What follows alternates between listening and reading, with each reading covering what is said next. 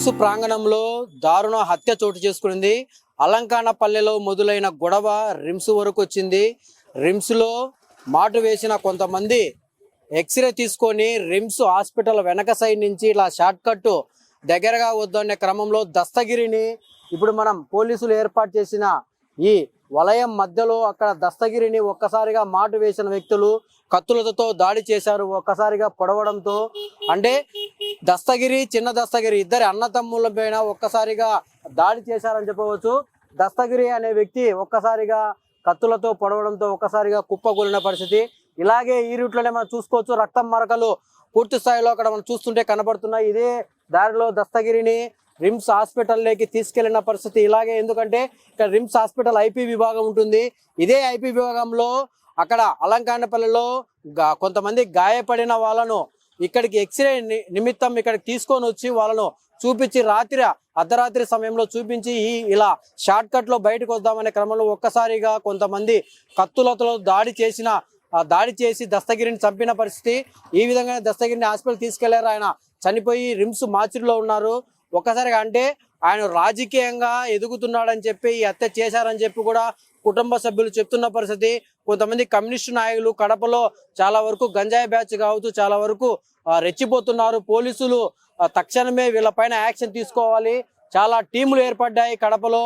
ఇప్పటికైనా పోలీసులు స్పందించి వీళ్ళని తక్షణమే అదుపులోకి తీసుకొని ఈ గంజాయి కావచ్చు మాదక ద్రవ్యాలు సేవించే ఈ రౌడీ గ్యాంగ్ను అదుపులోకి తీసుకోకపోతే కడప మరింత దారుణాలు చూడాల్సి వస్తుందని చెప్పి కూడా చాలా మంది చెప్పిన పరిస్థితి.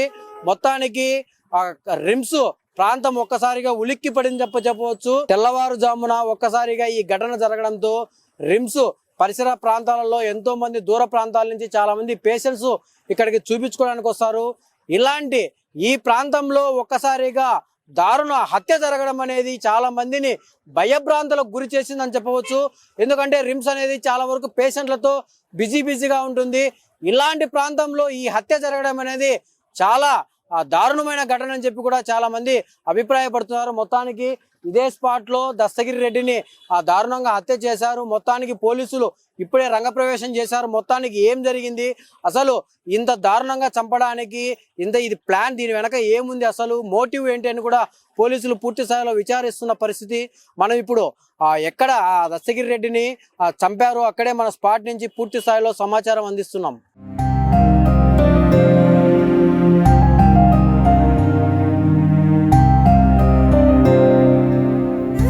శనివారం నైట్ సార్ మారమ్మ జాతర జరుగుతుంది అలంకానపల్లిలో.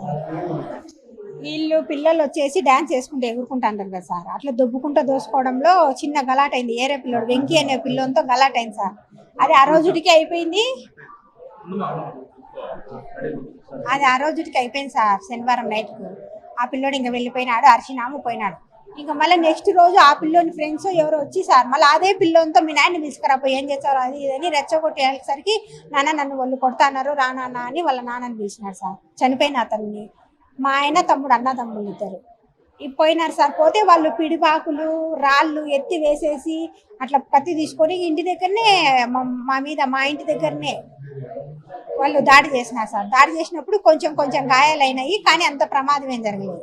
ఆ ముసలమ్మను ఒక అవ్వను పడేసి దుబ్బేసరికి ఆమెకు ఇక్కడ ఇరిగింది సార్, కాళ్ళు ఇరిగింది. ఇంకొక ఇద్దరికి వచ్చేసి ఇక్కడ రాడ్డుతో కొట్టినారు. వాళ్ళకు ఏరే పక్క వాళ్ళు చూనిక వస్తారు కదా సార్ ఇడిపినీకను, వాళ్ళకు రాడ్డుతో కొట్టేసరికి తల పగిలింది. హాస్పిటల్కు పోలీసు వాళ్ళు వచ్చినారు. మా ఇంటి దగ్గర ఇద్దరు కాపలా మేము ఉంటాము, మీరు రిమ్స్కి వెళ్ళండి, అక్కడ పోలీసు వాళ్ళు కేసు నమోదు చేశారు అని రిమ్స్కి పంపించినారు సార్.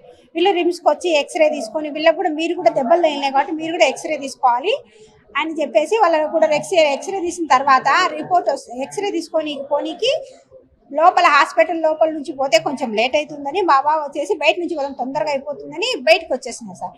వాళ్ళు రిమ్స్కో ముందే జాయిన్ అయ్యి వీళ్ళు వస్తారని తెలుసుకొని ఎవరు ఇన్ఫర్మేషన్ ఇచ్చినారో తెలియదు, వచ్చి ముందే నిలబడుకొని వాళ్ళు అందరూ కాపలా కాసుకొని ఒక 50 మందో అందరు వచ్చేసి వీళ్ళు బయటికి ఎప్పుడు వచ్చినారో వెనక ముందు అన్న తమ్ముడు వెనకాల కూడా ఇంకా మా వాళ్ళు కూడా ఒక 10 మంది ఉన్నారు సార్. అంటే మాకు తెలిసిన వాళ్ళు వీళ్ళు ఎప్పుడు అన్నదమ్ముడు ముందు వచ్చినారో పొడి చేసినారు. ఫస్ట్ మా బావని పొడి చేసి పేగులు గడ్డకు వచ్చేసినాయి, మా ఆయనని పొడి చేసినారు.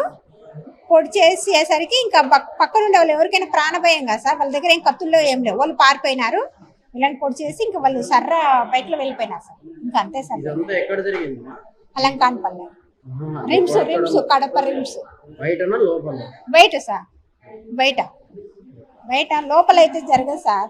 వీళ్ళు ఎక్స్రే లోపల అయితే పోనీకి కొంచెం లేట్ అవుతుందని బయట నుంచి వచ్చినారు సార్. బయట నుంచి రావడంలో వాళ్ళు వచ్చి పొదల చాటుతో దాక్కొని వచ్చేసి పొడిచేసి స్కూటర్లో వెళ్ళిపోయినారు.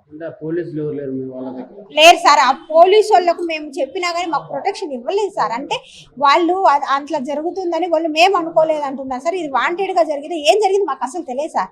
ఏం జరిగింది మాకు అయితే ఏం తెలియదు. ఏం జరగలేదు. పిల్లల కొట్లాట సార్. పిల్లలని రెచ్చగొట్టి అదే కొట్లాట. మా బావ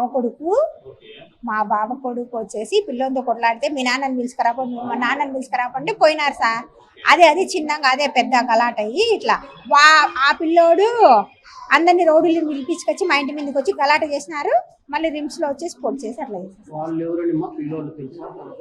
వాళ్ళ పేర్లు విని నాకు తెలియదు సార్. ఎవరు అలంకాన్పల్లినే సార్. కానీ వాళ్ళు కొత్తగా ఎక్కడెక్కడ వచ్చి ఇంట్లో బాడేదందుకుంటారు కదా సార్. ఎక్కడోళ్ళు వాళ్ళు చెన్నూరు వాళ్ళు అయితే ఇక్కడ వచ్చి బాడేకుంటారంట సార్. వాళ్ళ పేర్లు అవన్నీ నాకు తెలియదు సార్. ఒక చిల్లర ఒక కొట్లాడే వ్యక్తి రోడ్డు కానీ ఇంతమంది వచ్చి మా మీద అంత మాకు అసలు వాళ్ళు ఏం గొడవలు లేవు, ఏం లేవు అంటే ఎందుకు మా అంటే ఇప్పుడు శనివారం జరిగిందమ్మా జాతర. శనివారం జాతర జరిగింది సార్. ఆదివారం శనివారం ఒక పిల్లడు వెంకీతో బలాట పడితే మళ్ళీ అరిసి పంపించడం వెళ్ళిపోయినాడు. మళ్ళీ సండే వచ్చేసి ఏరే పిల్లడు ఎవరో పెద్ద గ్యాంగ్ అంటే సార్. పోలీసులు భయపడతారు సార్. పెద్ద వాళ్ళ మీద కేసులు ఉన్నాయి.